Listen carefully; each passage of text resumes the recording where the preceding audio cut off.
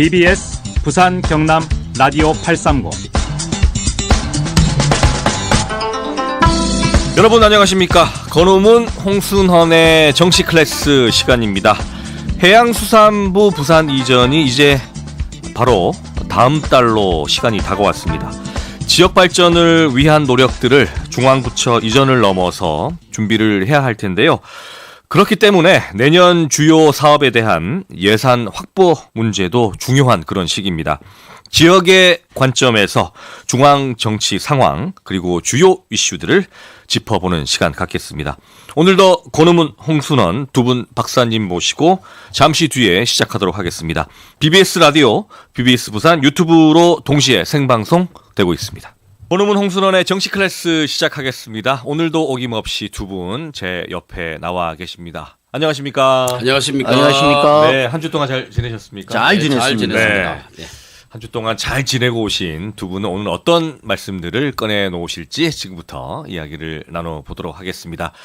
매주 이 시간, 첫 시간은 다들 알고 계시죠? 주간 묻혀진 이슈로 시작을 하겠습니다. 이 시간은 부산과 경남 지역에 계신 분들이 이것만큼은 조금 더 아셔야 되는데 이게 좀 알려지지 않아서 아쉽다라는 것들을 두 분의 시각으로 짚어보는 그런 시간입니다. 매주 이 시간은 항상 우리 권우문 박사님부터 하셨는데 오늘도 어떻습니까? 권우문 박사님. 네, 하십시오. 네, 박사님 시작. 양 박사님께 양보합니다. 죄송하지만 그래도 네. 묻혀진 이슈이기 때문에 네. 제가 먼저 조금 듣기 싫은 말씀을 좀 해야 되겠습니다. 네, 오늘 안경이 되게 멋있었어요. 네, 감사합니다. 안 그래도 누가 모델 닮았다고 하는데 좀 이렇게 기분은 좋았지만 네. 하여튼 잘 느끼고 있습니다. 네, 안경이 잘 어울리신다는 그런 말씀과 함께 시작을 해주시면 될 것 같습니다. 네. 자, 요 대장동 개발 사업 특혜 의혹에 대한 그 재판 사항인데요. 제가 이 이슈를 꺼내려고 한 게 아닌데 네. 언론 쪽에서 이번에 판결 난 것 때문에 그에 대해서 언급을 좀 하겠는데요. 네. 예, 김만배 씨와 유동규 전 성남도시개발공사 본부장 등 민간업자 5명이 1심에서 유죄 판결을 받았습니다. 상당히 8년 정도 받았는데요. 좀 과하게 이번에 판결이 난 것 같고 이제 남은 것은 그 정점에 있었던 결정권자만이 처벌받으면 되지 않겠나라고 생각해서 그 결정권자인 이재명 대통령이라는 건 어쩔 수 없이 다 국민들도 다 알고 계실 거라 보고요. 헌법 84조에 관련해서 재판관들이 독립적인 사법기관이기 때문에 어떤 결정을 내릴지 또 지켜봐야 될 것으로 봅니다. 네. 네. 헌법 84조 관련해서는 계속해서 좀 논란이 있는데 어쨌든 이런 부분들이 좀 더 알려져야 된다. 부산과 경남 지역에 계신 분들. 잊어버릴 수가 있기 때문에 네. 계속적으로 조금 네. 피드백을 할 필요가 있지 않나 그래 봅니다. 알겠습니다. 자, 그러면 홍순헌 박사님한테 저희들 마이크를 넘기겠습니다. 네. 저는 부산 먹는 물 관련 오늘 말씀을 좀 드릴까 합니다. 네.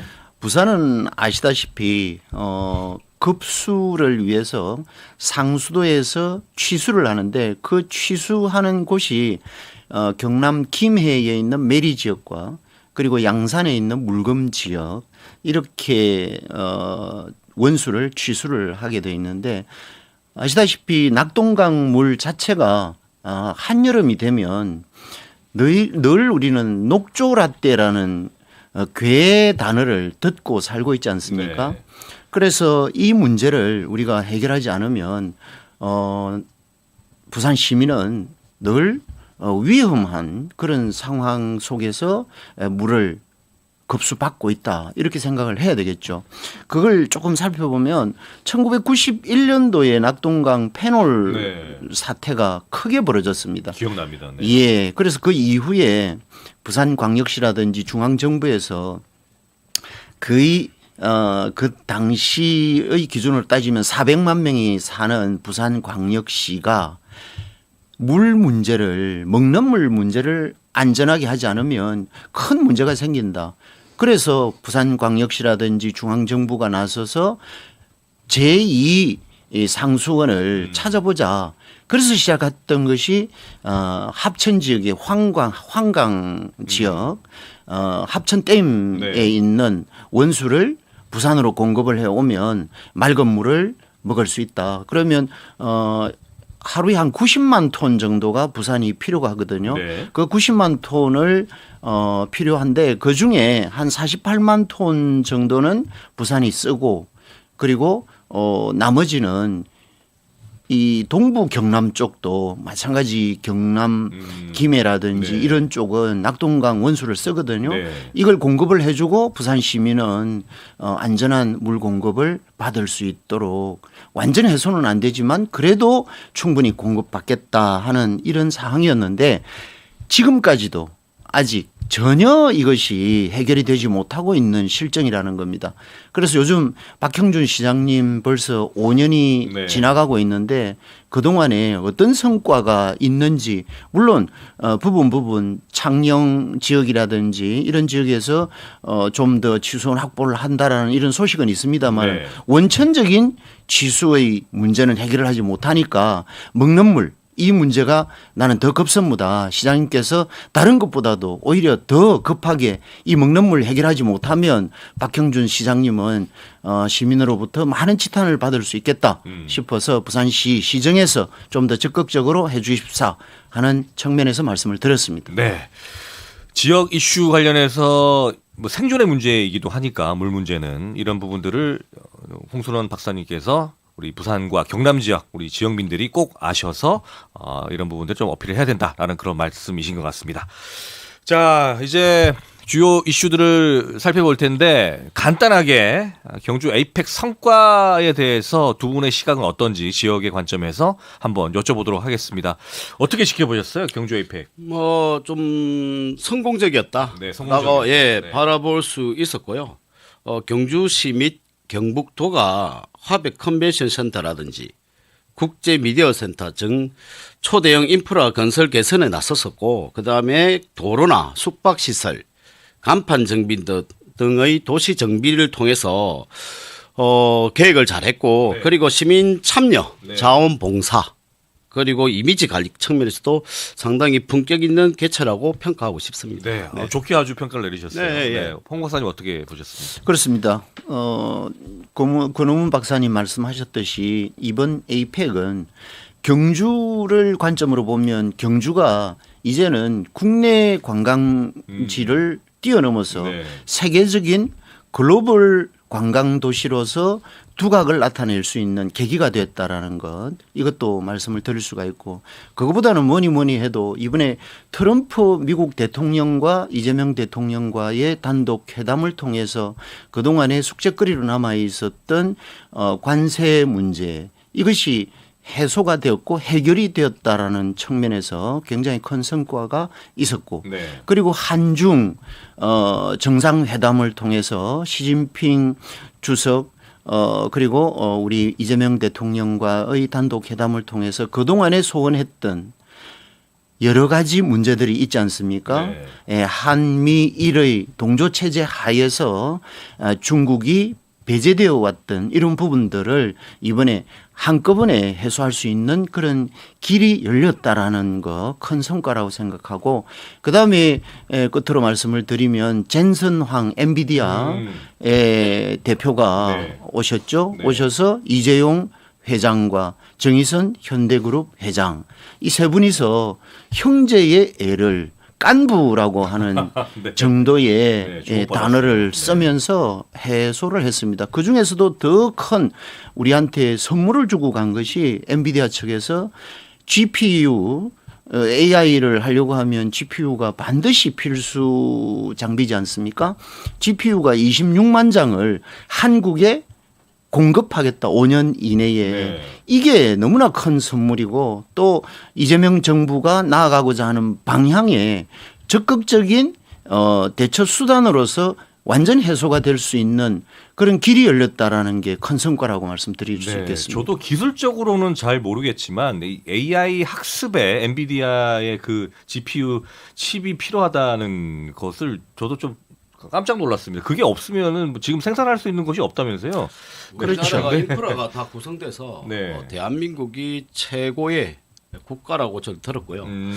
그 저도 이번에 경주 에이펙을 계기로 저도 네. 부산에 그 접으면 정책에 안을 드리고 싶은 것은 2002년도에 저희가 부산 아시안 게임을 개최했을 때 네. 경제적 효과가 상당히 컸습니다. 그렇죠. 그래서 이번에도 저희가 부산에서 그 아시안 게임 개최를 해봄이 어떨까 싶어서 건의를 드리고 싶은데요. 네. 이것은 그때 엑스포에 대한 실패를 다시 만회할 수 있는 계기가 될 수도 있고, 그리고 아시안 게임을 유치함으로써 건설 경기라든지, 그다음에 일자리 창출이라든지 여러 가지 혜택들이 있지 않겠나라는 생각을 해봅니다. 네.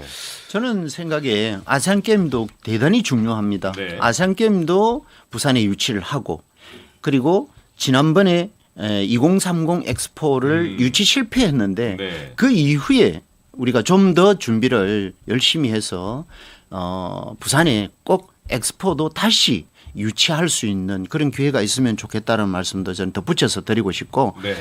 그다음에 좀 전에 말씀하셨던 이 GPU가 굉장히 중요하다라는 의미는 과거에는 우리가 컴퓨터라고 하면 저장 능력과 연산, 계산 능력이거든요. 그걸 우리는 CPU라고 얘기를 합니다.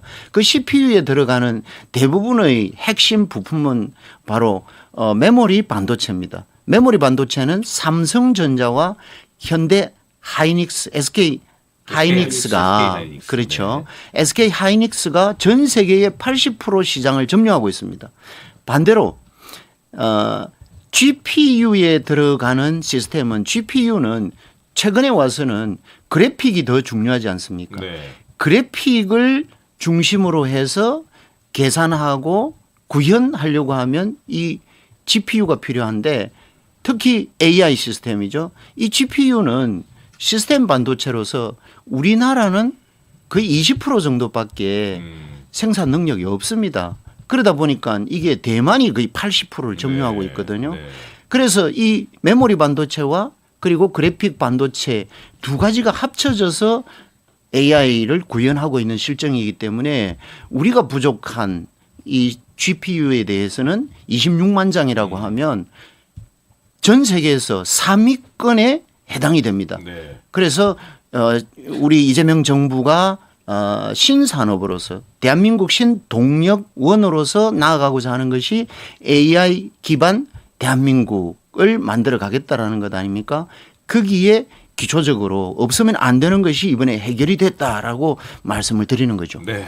저도 여러 가지 좀 놀랐는데 하여튼 거의 지금 독점을 하고 있는 상황인 것 같더라고요. 엔비디아가. 네. 이런 분야에 대해서도 저희들이 조금 더 따라잡을 수 있는 그런 여건을 만들어 내야 될 것 같습니다. 내년도 정부 예산안 국회 예산 심사가 이제 시작됐습니다. 이재명 대통령도 국회 시정 연설을 통해서 예산 관련 설명을 했는데 뭐 정치적으로야 그때 좀 여러 가지 뭐 논란들이 있었지만 어쨌든 저희들은 예산 문제만 좀 짚어보겠습니다. 지역 발전 관련 부분 그 분야에 대해서 정부 예산안 편성된 거 어떻게 좀 보시는지 두 분 좀 공부를 좀 해오셨는지 모르겠어요. 어떻게 생각하십니까? 보니까 이정민 정부가 728조 원 규모의 그 예산을 책정했고 약 8.8% 정도를 증가시킨 부분이 있는데요. 지역 균형 발전 측면에서는 수도권과 비수도권 격차 해소를 위해서 예산이 배정됐다고 해도 실질적으로 지역 자율성 강화라든지 또는 지역 산업이 지속 가능성을 계속 성장할 수 있는 동력으로 우선 확보돼야 될 것이고 네. 그 예산만 주고 손만 떼면 사실 중앙정부라든지 지방정부 간의 책임 소재라든지 후속 관리 비용의 문제도 발생하는데 약간 정치적으로 볼 때는 내년 지방선거를 위한 예산이라는 측면도 보이는 것 같습니다. 네. 네네. 그렇게 전체적인 예산안에 대해서 평가를 해주셨고 홍 박사님 어떻습니까? 그렇습니다. 솔직하게 말씀드리면 정부 여당의 입장에서 또 특히 부산 민주당의 입장에서는 당장 코앞에 다가와 있는 내년 지방선거를 고려하지 않는 예산을 편성한다라는 것은 거짓말이지 않겠습니까? 그래서 부산 민주당은 열심히 내년 지방선거 승리를 위해서 한 푼이라도 더 부산에 가지고 오려고 노력을 하고 있다라는 말씀을 드리고 최종적으로 아직 국비 확정이 안 되었습니다만은 나중에 확정되는 상황을 지켜보시면 역대 최고의 부산 지역의 국비를 확보할 수 있게 있게끔 우리 민주당이 노력하고 있다라는 말씀을 드립니다. 그중에 특히 우리가 고민하고 있는 게 가덕신공항의 문제 아닙니까? 네, 제가 다음 질문 드리려고 그랬는데 네, 가덕신공항은 자연스럽게 말씀하시죠. 네. 간단하게 그냥 네. 6,980억이 편성이 되어서 이것은 보상과 그리고 신규 발주를 위한 예산으로 확보가 됐다는 말씀을 드리고 네. 그다음에 그 해양 R&D 쪽에 135억을 이번에 편성을 할 것 같습니다. 해양 R&D는 아시다시피 해양강국 대한민국 해양수도 부산을 위해서 해양수산부가 부산에 이전하는 이런 상황에서 135억이라고 하는 R&D 해양 예산 이것은 굉장히 중요한 예산이라고 말씀을 우선 드리겠습니다. 네, 정부 예산안에도 포함되어 있는 겁니다. 그렇습니다. 네, 알겠습니다. 추가적으로 하신 말씀이 있나요? 네네. 그래서 이게 어찌 보면 이재명 정부가 예산을 그 8.1% 높게 책정했던 게 사실 이 재정 적자, 재원 충당은 오로지 국민 세금으로 해야 되는 부분이 있거든요. 그래서 혁신 경제를 위해서 미래를 투자하는 거냐 아니면 빚장치 예산을 하는 거냐 지금 또 말씀드렸던 지역 사랑 상품권과 그리고 국민 성장 펀드를 장기적 성과는 재정 부담을 좀 초래할 수 있는 위험성을 또 가집니다. 아까 말씀대로 부산의 예산이 내려오는 부분도 좋지만 지금 사실 복지 예산들이 상당히 많이 책정된 부분으로 알고 있는데요. 이 부분도 상당히 조금 재고를 해볼 문제고 그리고 가덕 신공항 같은 경우는 지금 6,980억 원 정도 예산이 책정됐다는데 지금 이게 공기기간의 적정성이 있어서 좀 84개월을 고사하느냐 아니면 108개월을 연장하느냐에 대해서 이 지금 그 기업의 입찰에 지금 문제가 있고요. 일단 예산안을 보니까요. 네. 2032년까지로 돼 있는 것 같더라고요. 네. 그래서 확인을 해보니까. 네, 그래서 이게 좀 어찌 보면 연계가 된 사업으로서 보면 가덕도 신공항을 좀 더 가속화시킬 수 있는 부분은 아까 우리 홍 박사님도 말씀하신 이 아시안 게임을 유치한다든가 엑스포를 다시 유치했을 때 큰 행사가 있으면 조금 더 예산적인 부분이라든지 정부의 보조가 더 빠르게 일어나지 않겠나 그렇게 생각하고 있습니다. 네. 제가 볼 때는 가덕신공항과 관련해서 공기는 적정 공기는 결국은 한 96개월 정도로 마무리가 될 것 같고 그래서 26년 상반기에 착공을 하면 31년이나 32년 초반에 그 정도 예상하더라고요. 예, 마무리가 될 수 있도록 부산시도 그렇고 중앙정부도 현재 그렇게 준비 중에 있고 국토부도 각 관련 기관과 협의 중에 있다는 말씀을 드리고 어찌됐든 32년 초에는 개항을 한다라는 목표 하에 이재명 정부에서 성실하게 준비하고 있다는 말씀을 드립니다. 네. 그리고 예산 관련 조금 더 정리를 하면 728조라고 해서 굉장히 국민의힘 쪽에서 반발이 많습니다. 역대 편성을 너무 많이 하는 거 아니냐 등등 이런 이유를 말씀을 하시는데 이재명 대통령 지난 국회 시정연설에서 그런 말씀을 했습니다. 지금은 대한민국이 굉장히 중요한 시기입니다. 가령 박정희 대통령 시절에 산업화 고속도로를 만들었습니다. 그래서 우리는 산업화 진전에 의해서 먹고 사는 문제가 해결이 됐다라고 판단하면 그 이후에 김대중 대통령은 정보 그리고 통신 고속도로라고 하는 이 부분에 대해서 누가 뭐라고 해도 김대중 대통령의 역작이었다라고 우리는 얘기합니다. 네. 그래서 오늘날 인터넷 강국, 반도체 강국 이렇게 대한민국이 먹거리가 만들어졌지 않습니까? 네. 그러면 미래 산업의 대한민국 먹거리는 뭐냐고 했을 때 막막한 부분이 있었던 것이죠. 그래서 이재명 정부가 들어서면서 대한민국은 이제 AI 디지털 시대를 통해서 대한민국의 미래 시대를 만들어 가겠다. 네. 이것이 바로 AI 고속도로를 만들어서 대한민국의 미래 신성장 동력으로 삼겠다라고 하는 것입니다. 그래서 728조가 필요하다라는 말씀이고 그중에서 보면 R&D가 35.3조나 들어가 있습니다. 역대 최고죠.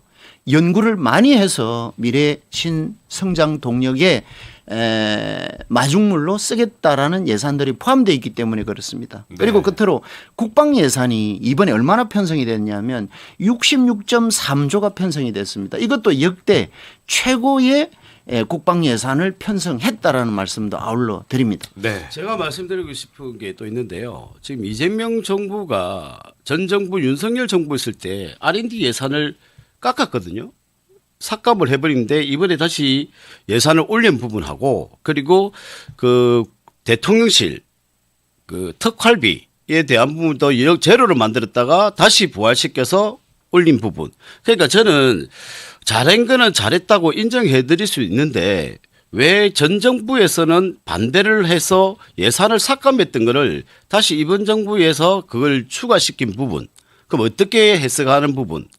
누가 어떻게 해서 판단할까요? 그래서 그 부분에 대해서는 제가 꼭 강력하게 좀 말씀을 드리고 싶고 문제점이 있다라고 말씀드리고 싶고 하여튼 지금 저는 코로나 때 그 문재인 정부 때 코로나 때 돈을 많이 국민들에게 어려운 상황이다 보니까 대출을 많이 냈던 부분과 재정적인 부분에서 상당히 어려운 점이 있는데 또 이렇게 정액시켜서 정말로 우리 이재명 대통령께서 AI에 대한 중요성에 대한 포커스를 맞춰서 지원하는 거는 당연히 찬성하는 부분인데 그에 대한 또 이재명표 사업이라서 이 복지 부분 돈을 푸는 이런 형태들은 좀 자제돼야지 않겠나라고 꼭 말씀드리고 싶습니다. 네. 네네. 자, 저희를 라디오를 맞춰야 되니까요. 죄송합니다. 저 BBS 부산 유튜브 채널에서 우리 홍 박사님한테 바로 발언권 드리고 이 시간을 좀 맞춰야 될 것 같습니다. 어쨌든 국회 예산 심의 과정에서 그런 부분들을 다 따져봐야 되기 때문에 그 과정들을 저희들 지켜보기로 하고요. BBS 부산 유튜브 채널에서 두 분과 계속해서 말씀 이어가겠습니다. 라디오는 이만 물러가겠습니다. 여러분 고맙습니다. 네. 띵동댕 소리가 나면서 시작을 했는데요. BBS 부산 유튜브 채널에서 권오문 홍순원의 정치 클래스 계속해서 이어가겠습니다. 제가 라디오를 마치면서 홍순원 박사님 말씀하시려는 순간 제가 끊었는데요. 어떤 부분 좀 말씀을 하고 싶으실 겁니까? 특활비 특활비. 얘기를 했는데 네. 특활비는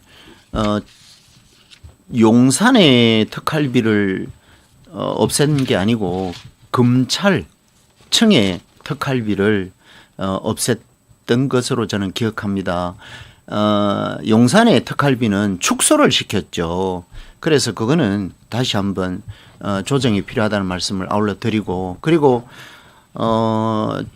복지 예산 부분을 말씀을 계속 하시는데 이 복지의 부분은 어떤 정부가 들어서더라도 이제는 축소할 수 있는 부분은 전혀 아니라는 겁니다. 그 사례로서 복지 예산 중에 가장 많이 포함되는 것이 뭐냐 하면 어르신들에 대한 복지입니다. 어르신 수당이라든지 그다음에 또 어르신과 관련된 각종 시설들이 얼마나 많습니까? 그래서 어르신들의 증가율만큼 복지 예산은 늘어날 수밖에 없다.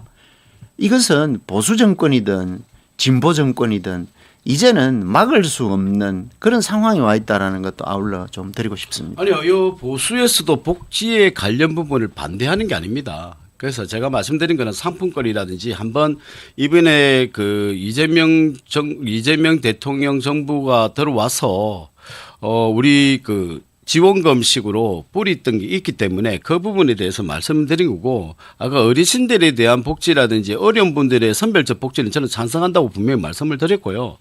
그리고 지금 대통령실 특활비하고 검찰의 특활비를 깎은 거지 검찰의 특활비만 깎은 게 아니라 이재명 대통령께서 전 당대표 하실 때 특활비가 왜 필요하냐 대통령실에 0으로도 해도 된다는 분명히 발언을 하셨단 말입니다. 그래서 지금 그것도 사실 그 대통령실에 그때 말씀드렸던 게 좀 유감이라는 말씀을 또 사과를 했던 부분도 있었기 때문에 제가 말씀을 드린 거고요.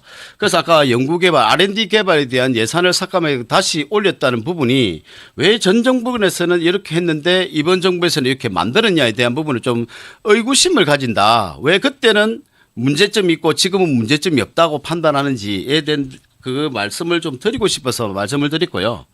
그래서 지금 저도 아까 조금 제가 잠깐 발언을 했지만 네. 아시안 게임에 대한 부분을 조금 더 말씀을 드리고 싶자면 네. 상당히 좀 아시안 게임을 유치했을 때 경제적 효과가 2002년도보다는 좀 더 많이 올라갈 수 있는 부분이 있을 것 같고요. 그리고 조금 인프라 네. 구축할 때 가덕 신공항에도 상당히 도움될 것 같다. 그다음에 대부산이라는 이 도시 브랜드 이미지 제고도 상당히 좀 클 것을 봐서 조금 준비를 조금 한 걸로 알고 있었는데 이번에 한 번 더 좀 적극적으로 좀 나서서 이번에 네. 전국체전 때 부산 경기가 나름대로 자영업자들이나 요 좀 지역 경제가 활성화됐던 부분들 그런 부분이 예, 있어서 네. 조금 이걸 좀 더 적극적으로 반영했으면 어떨까라는 생각을 가집니다. 네. 네. 보기보다는 권 박사님이 통이 작으시네요. 왜 부산 이 글로벌 시대에 부산이 아시안 게임을 주장을 합니까? 올림픽을 할 수 있는 네. 그런 능력을 가진 부산광역시 아닙니까? 그래서 진정으로 대한민국 1급 체제의 수도권을 넘어서려고 하면 이제는 서울이 할 수 없는 것들 부산이 할 수 있다라는 걸 보여줘야 됩니다. 그렇다면 이제는 아시안 게임이 아니라 올림픽을 부산에서 유치하겠다. 그리고 2002년 월드컵에서 부산이 바로 1승을 시작을 했습니다. 첫 승을 했죠. 네. 그렇다고 하면 첫 승을 했던 이 축구의 명소 부산이 월드컵도 한번 우리가 유치해보자. 이런 통 큰 말씀을 하실 줄 알았는데 통이 좀 작아서 조금 아쉽습니다. 제가 그 부분은 촉이 작아서 죄송한데요. 그래도 우리 86 아시안 게임 88 올림픽이 열렸던 만큼 저희가 지금 부산 아시안 게임을 하자는 부분은 일본에서 이 유치하다 보면 운동장을 많이 짓게 되면 적자를 볼 가능성이 높기 때문에 이 부분을 어떻게 해결하느냐. 대학의 리노베이션에서 실질적으로 사용할 수 있는 부분. 그래 운동장을 건설하는 부분 이걸 좀 더 디테일하게 계획을 잡고 난 다음에 아시안 게임을 유치하고 난 다음 4년 후에 바로 또 올림픽을 또 개최할 수 있는 부분이 있기 때문에 그만큼 준비 단계 전에 2002년도 했던 그 부분을 거의 30년 흘른 후에 이제 20년 흘른 후에 제대로 그 인프라를 구축한 다음에 한 번 더 올림픽을 추진하는 게 낫지 않나. 처음부터 너무 무리하게 하다 보면 어쩔 수 없이 중앙정부의 재정을 또 받아야 되고 부산의 재정도 있기 때문에 적자를 볼 수 없지 않습니까? 그래서 사실 일본이 올림픽도 개최하고 아시안 게임도 개최했는데 사실 좀 적자 보는 부분이 좀 있었던 부분 때문에 그거를 다시 보고 우리 부산에서 유치할 때는 적자가 아닌 흑자 그리고 부산 브랜드의 이미지까지 상승시키는 효과가 있지 않나라고 해서 말씀을 드린 겁니다. 네. 아시안 게임, 올림픽, 월드컵, 엑스포 다 했으면 좋겠습니다. 그렇죠. 이건 뭐 말이 나와서 저도 연장선상에서 한 번 더 말씀을 드리면 우리가 지금 현재 특히 부산은 서울 걱정할 필요가 없습니다. 대한민국 걱정을 해야 될 이유가 한 개도 없습니다. 왜냐하면 수도권은 너무나 풍족하게 살고 있는 상황이고 부산은 소멸 1호 도시입니다. 그렇다고 하면 부산이 사라지면 부산 시민은 무슨 의미가 있습니까? 그래서 대한민국 정부가 능력이 조금 부족하다 치더라도 이제는 부산을 중심으로 한 부울경 글로벌 차원에서 메가시티 차원에서 올림픽도 통 크게 그리고 월드컵도 통 크게 이렇게 나간다고 하면 지금 권 박사님이 원하시는 아시안 게임도 가능하지. 아시안 게임 유치해놓고 월드컵 간다? 아시안 게임 유치했기 때문에 올림픽 간다? 이것은 절대로 불가능한 일이다. 88 올림픽도 마찬가지입니다. 88 올림픽이 대한민국에 유치가 됐기 때문에 아시안 게임도 유치가 가능했었고 그런 측면에서 통 크게 우리는 부산을 살려야 한다. 대한민국보다는 부산이 우선이다라는 것을 우리 이 자리에 앉아 있는 우리 둘은 똑같은 생각과 똑같은 행동으로 했으면 좋겠다. 이 말씀 드립니다. 그래서 말씀드린 게 정책이라는 거는 항상 불확실성을 가지기 때문에 그에 대한 평가 어찌 보면 스와트 분석도 해야 되고 SDP 분석도 해야 되고 여러 가지 분석을 통해서 먼저 아시안 게임이라는 거는 작은 테두리 만들어 놓고 크게 보는 게 낫지 않나. 왜냐하면 스포츠 이벤트가 상당히 계속적인 흑자라는 생각이 아니기 때문에 이벤트적인 성향을 가지지만 경제적인 효과도 중요하다 보거든요. 알겠습니다. 그래서 그 말씀을 드리고 싶습니다. 알겠습니다. 자, 가덕도 신공항 뭐 재입차를 빨리 해라 이런 얘기들도 있는데 이 부분은 뭐 정부 차원에서 어떻습니까? 정부 차원에서는 이재명 대통령 공약도 하셨고 또 대통령 취임 이후에도 국토부에 계속 체크를 하고 계시는 쪽 아닙니까? 대통령이나 정부 입장에서는 지속적으로 조기 가능하다면 조기하자라는 의지는 확고합니다. 네. 그래서 앞서도 말씀드렸습니다마는 네. 2026년도에 6,890억 예산을 반영을 해놓은 실정에 있고 또 국토부에서 적정한 공사 기간이 지난번에 현대건설이 자기들이 그 아웃 타면서 공기 늘려달라고 했죠. 공기 늘려달라는 이유가 크지 않습니까? 그래서 적정한 공기가 얼마나 되느냐 그걸 따져봤을 때 제가 판단했을 때는 제가 전문가지 않습니까? 이 건설 분야에. 그래서 한 96개월 정도 하면 적정한 수준의 공사 기간이 도달되겠다. 그러면 적정한 또 착공 시기는 건설 업체들이 네. 참여를 하겠다라는 말씀을 드리고 네. 또 아울러 오히려 이번에 조금 기간이 당초 2029년도에 목표했던 게 오히려 부산시나 가덕신 공항을 계획하는 입장에서는 좀 더 장점이 좀 부각된 부분도 없잖아 있긴 있습니다. 늘어진 거에 대해서는 굉장히 아쉽지만 네. 왜냐하면 공항이 만들어지면 주변 인프라 시설들이 그렇죠. 동시에 만들어져야 되지 않습니까? 그럼요. 네. 그런데 항상 보면 공항이 먼저 만들어지면 인프라는 뒤에 따라가는 게 대한민국 건설의 실정입니다. 네. 그러니까 공항 만들어 놓고 나면 접근성이 떨어져서 이용자 측면에서는 굉장히 불편하죠. 그런데 이번에는 이미 접근 철도라든지 BUTX 말씀하시는 거죠? 그렇습니다. 네. 접근 도로망이라든지 이런 것들이 이미 발주 또는 현재 계약 단계에 와 있습니다. 그러면 인프라 시설들이 먼저 진행을 하는 이런 장점이 있지 않습니까? 인프라가 완전히 구축이 되고 나면 공항 건설하는데도 공항 건설용 장비라든지 또 인원들이 움직이는 또 활용하는 이런 활용성이 굉장히 커지기 때문에 이런 측면에서는 또 다른 장점을 가지고 있다는 네. 의미에서 가덕신공항 가급적이면 빨리 네. 추진해서 빨리 마무리하는 또 효율적으로 마무리되는 그런 것을 기대를 해봅니다. 네. 한 30년 넘게 저희가 기다렸는데 1, 2년 더 기다릴 수 있습니다. 그렇습니다. 네, 네. 네.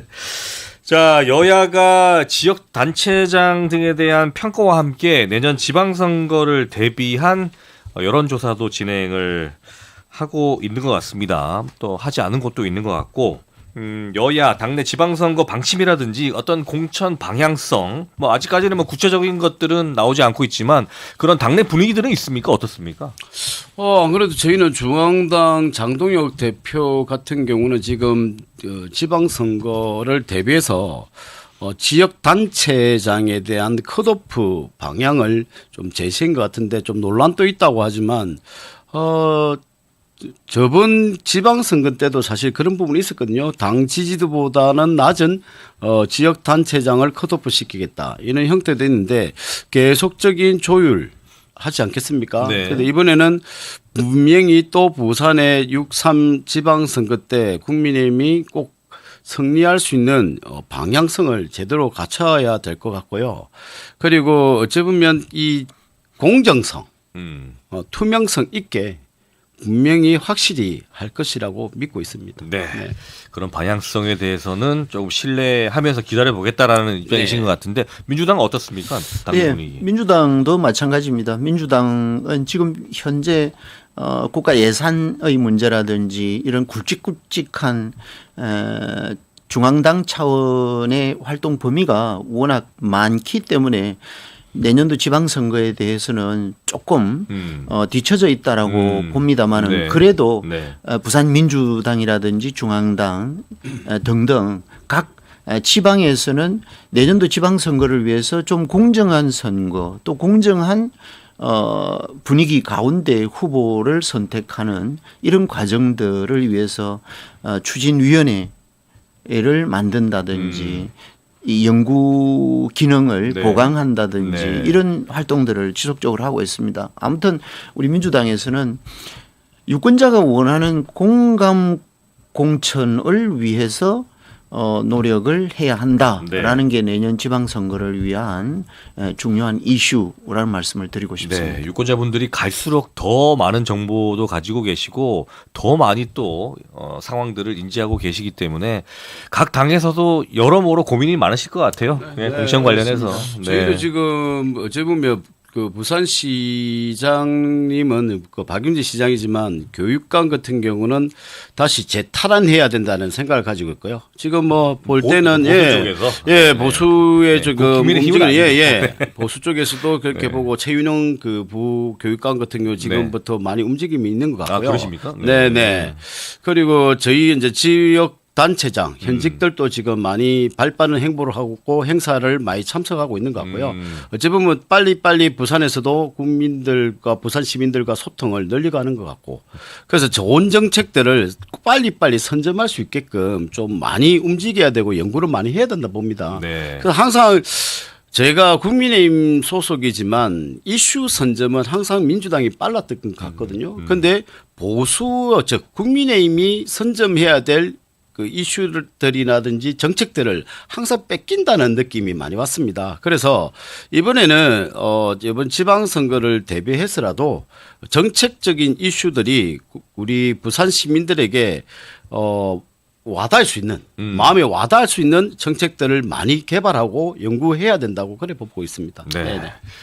예, 참 올바른 말씀을 하신 것 같습니다. 제가 판단해도 네. 왜냐하면 그동안의 선거는 정책 선거가 아니었지 않습니까? 그렇죠. 정책 선거가 아닌 이슈의 문제라든지 그리고 소속 정당의 문제라든지 이런 것들이 기준이 되어서 선거가 이루어졌습니다. 좋은 게 좋다. 네. 특히 부울경은 쭉 그대로 가자. 이런 것들이지 않습니까? 우리가 넘이가 이런 것들에 의해서 네.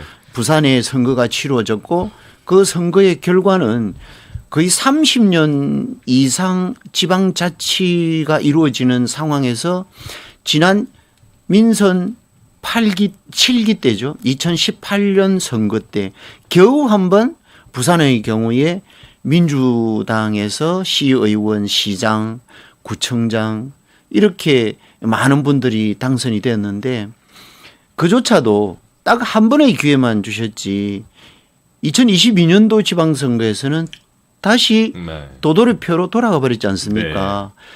이번 선거는 어떻게 될지 그동안에 우리가 말씀들을 하는 어른들은 그렇게들 말씀 많이 하시죠. 이번 선거는 다를 것이다.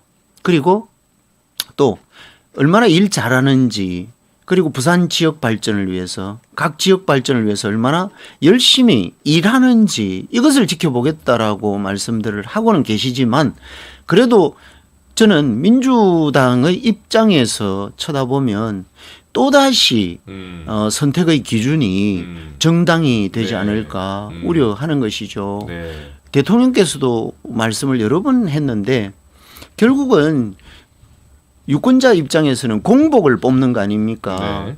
나쁘게 표현하면 종을 뽑는 거죠. 머슴을 뽑는 게 바로 선거입니다. 그러면 머슴을 뽑아놓고 머슴한테 머리를 조아리는 주인, 머슴한테 부탁을 해야 되는 주인, 머슴을 찾아가서 대화를 해야 하는 주인, 이게 무슨 주인이 될 수 있습니까? 그래서 이런 정서를 우리가 바꾸려고 하면 주인이 제대로 된 머슴을 뽑아야 한다. 그 머슴은 건강하고 그리고 성실하고 능력 있고 그리고 다소곳 주인 말을 잘 듣는 이런 후보를 선택을 해 주시면 네. 부산 발전에 큰 기여를 할 수 있을 것이다. 네. 다시 한번 꼭 말씀을 드리고 싶습니다. 네, 현명한 선택을 해야 지역도 발전을 한다. 그런 말씀이신 것 같습니다. 자, 저희들 마지막으로 저희들 매주 이어서 다뤄보고 있는데요. 국회의원이 가진 특권 계속해서 오늘도 하나씩 폐지해야 하는 의견들을 들어보고 한 가지씩만 저희들 오늘 방송을 마치도록 하겠습니다. 어떻습니까? 건우문 박사님 생각하고 계신 게 있나요? 그 180녀석까지 되지 않습니까? 네. 어제 보면 네. 서울에서도 잘 몰랐던 부분이 이제 거의 지방선거 네. 공천거리라 보거든요. 지방선거 공천. 예, 어쩔 수 없이 그 본인의 당협위원장의 어째 보면 같은 좀 측근이랄까 이런 분들에게 공천을 주는 형태는 분명히 있는데 지금 뭐 국회의원들 특권 폐지라는 이야기처럼 불체포라든지 면책 특권을 없애게끔 지금 하고 있는 상황을 보면 이제 지방선거에 현직에 지금 구의원을 하신 분이나 시의원 지역 그 구청장까지 군수까지 다 하신 분들에게 공천권은 사실 중앙에서 한다는 개념보다는 거의 당협위원장의 이 입김이 가장 크다 보거든요. 그래서 거기 밀실에서 또 움직일 수 있는 부분인데 이게 참 안 바뀌더라고요. 안 바뀌어서 이것도 조금씩 그 바뀌게 가면 분명히 또 새로운 정치 패러다임이 나오지 않을까 그래 생각하고 있습니다. 원내위원장도 차이가 있다는 그럼요. 말씀이신가요? 예. 네, 알겠습니다. 지금 왜냐하면 우리 홍선호 박사님은 저기 당사자시기 때문에 그래도 왜 당협위원장이란 분들도 사실은 많은 그 주변에 있는 사무실이라든지 상당히 어렵게를 만들어놨지만 사실 원내나 배지를 다르냐 안 다르냐 보이지 당협위원장은 어찌 보면 국회의원 준한다고 보거든요. 네. 네, 그렇기 때문에 알겠습니다. 그 부분도 이제 많은 좀 차이점이 있지 않나 그런 네, 생각합니다. 하여튼 원내위원장에 대한 어떤 그런 여러 가지 어려운 상황도 지금 지적들 많이 해주셨는데 네, 그거는 맞습니다. 홍 박사님의 네. 입장도 한번 들어보겠습니다. 저는 간단히 두 가지만 네, 말씀을 두 가지 드릴게요. 말씀해 주시죠. 네. 우선 하나는 국회의원이나 또는 원외위원장이든 원내위원장이든 할 것 없이 기초의원과 기초단체장의 공천권을 네. 없애면 좋겠다. 음. 정당 공천을 없애야 한다라는데 저는 좀 강하게 말씀을 드리고 싶습니다. 네. 그래서 인물 중심의 지역 활동을 정말 열심히 해왔거나 또는 할 가능성이 있는 그런 인물들이 선출이 되어서 네. 정말 유권자들의 모섬이 되는 네. 이런 모습을 한번 볼 수 있었으면 좋겠다라는 말씀을 드리고 네. 이유는 제가 네. 설명을 안 드려도 잘 아실 거라고 네. 생각합니다. 공천권에 대한 네. 여러 가지. 네. 그리고 두 번째는 국민 감시 제도를 그 감시 제도는 의원들 현재 국회의원들에 대한 활동 상에 대해서 감시 제도를 좀 법제화했으면 좋겠다. 지금은 시민단체라든지 감시 활동을 하고 있죠. 그렇지만 그건 자율에 의해서 하기 때문에 제도적으로 보강이 되지 않지 않습니까? 법적으로 만들어서 평가를 정확하게 하고 그 평가 결과에 의해서 공천이나 또 의정 활동에 영향을 미칠 수 있도록 좀 방향을 잡아갔으면 좋겠다. 왜냐하면 아시다시피 기초의원이나 광역의원 이런 분들은 다 평가를 받거든요. 중앙당에서 평가를 하고 다음에 공천할 때 네. 경우에 따라서는 불이익이 될 수도 있는 이런 후보가 나옵니다. 네. 그렇듯이 국회의원도 똑같이 그런 측면에서 평가를 받으면 좋겠습니다. 저는 근 30년 동안 대학 교수를 했지 않습니까? 네. 대학 교수도 마찬가지. 그렇죠. 학생들에게 그 학기 강의가 끝나고 나면 강의 평가를 받습니다. 그렇죠. 아주 철저하게 평가를 받거든요. 평가를 받아서 등급을 나누고 등급에 따라서 연봉이 달라지는 이런 구조를 대학 교수도 채택을 하고 있는데 왜 국회의원은 평가라고 하는 것을 제도적으로 만들어서 운영하지 않느냐. 이 부분에 대해서는 저는 좀 강하게 말씀을 드리고 평가하는 법 제도를 만들어 보자. 네. 말씀드리고 싶습니다. 네. 이 국민 소환하는 제도하고는 또 다른 차원입니다, 그렇습니다. 여러분들. 네.